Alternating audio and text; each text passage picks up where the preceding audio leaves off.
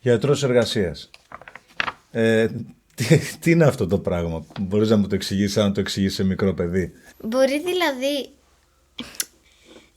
να γιατρέψετε ακόμα και ένα ζώο. Υπάρχει κάποιο παράνομο πράγμα που μπορεί να κάνει κάποιος γιατρός εργασίας? Έχετε συνηθίσει να ράβετε κεφάλια και δάχτυλα? Δεν αηδιάζετε με αυτά που βλέπετε. Αυτά τώρα που μας λέτε έχουν γίνει όντως. Τα μηχανήματα. Το λίγο με φυσιολογικές λέξεις. Είναι τα μηχανήματα που...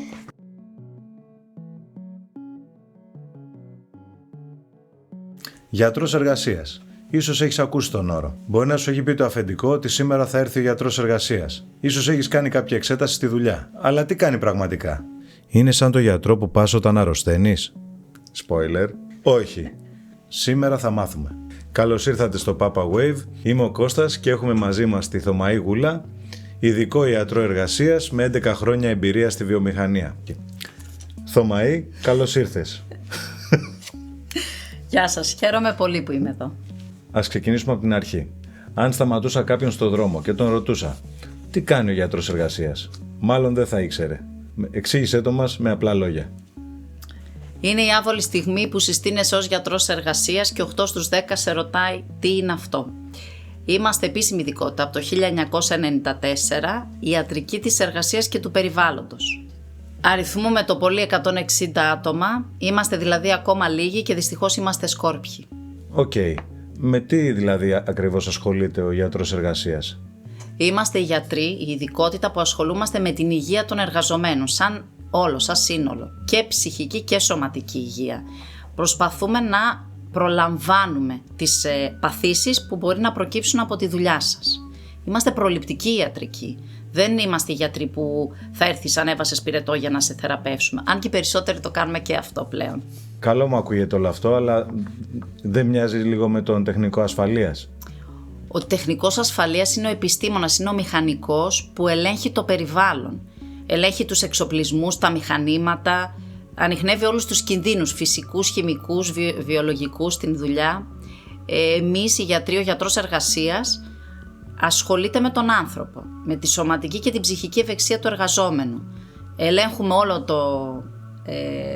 τον εργαζόμενό μας, ανάλογα με την θέση εργασίας που καταλαμβάνει ο καθένας, και εκδίδουμε και τις βεβαιώσεις καταλληλότητας. Συνεργαζόμαστε με τον τεχνικό ασφαλείας, είμαστε μια ομάδα. Θα μου δώσει ένα παράδειγμα δηλαδή? Ναι, ο τεχνικός ασφαλείας λέει φόρα οτασπίδες. Ο γιατρός εργασίας λέει έλα να δούμε αν ακούς. Εμείς είμαστε οι γιατροί που θα ελέγξουμε με την ακουομέτρηση την ακοή του εργαζόμενου για να μπορέσουμε, αν χρειαστεί, να τον βοηθήσουμε. Να του συστήσουμε και εμείς το ίδιο που σύστησε ο τεχνικός ασφαλείας, να συστήσουμε να αλλάξει θέση εργασίας. Δηλαδή, ας πούμε, αν κατάλαβα καλά, στο health and safety, το health είσαστε εσείς, το safety είναι ο τεχνικός ασφαλείας, κάπως έτσι? Ναι, και αλληλοεπηρεαζόμαστε, αλληλοβοηθιόμαστε. Οπότε, αν έχω μια μικρή επιχείρηση, χρειάζομαι γιατρό εργασίας? Τι λέει ο νόμος? Εξαρτάται κυρίως από τον αριθμό των εργαζομένων. Στην Ελλάδα ακόμα η νομοθεσία λέει ότι επιχειρήσεις που απασχολούν από 50 άτομα προσωπικό και πάνω είναι υποχρεωμένοι να έχουν γιατρό εργασίας.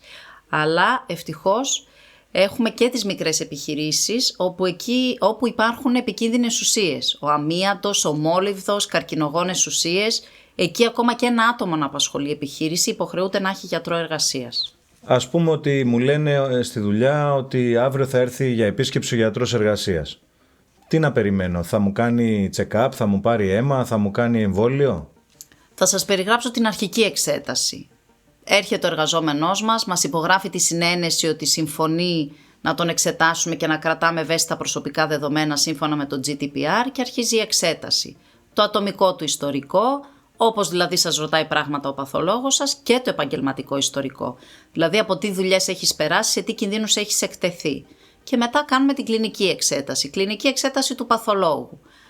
Ακρόαση, τα ζωτικά σημεία και εξειδικευμένες εξετάσεις, ανάλογα με το τι κινδύνους έχεις εκτεθεί και σε τι κινδύνους θα εκτεθείς. Ας πούμε, σε σκόνη, σε καπναέρια, ένας εργαζόμενος πρέπει οπωσδήποτε να του κάνουμε σπυρομέτρηση, να δούμε την αναπνευστική του λειτουργία.